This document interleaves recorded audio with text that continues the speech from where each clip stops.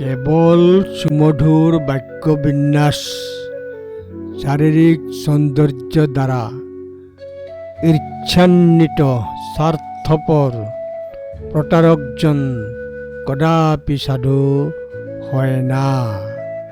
ধম্মপদ 262।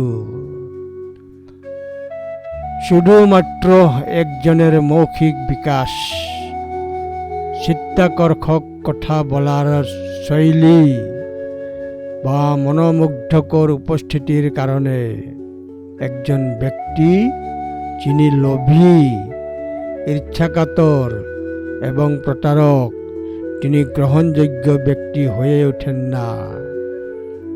একা বাকপটুতা দ্বারা বা সুন্দর চেহারার দ্বারা নয়। একজন ব্যক্তি সুন্দর নয় যদি ঈর্ষান্বিত, অহংকারী, নিকৃষ্ট হয়। ধম্মপদ 262। ন বাক্যরণমত্যেন বন্য পক্ষরতায় বা সাধুরূপ নরহতি ইচ্ছুকি মৎসুরি সথ। ধম্মপদ 262।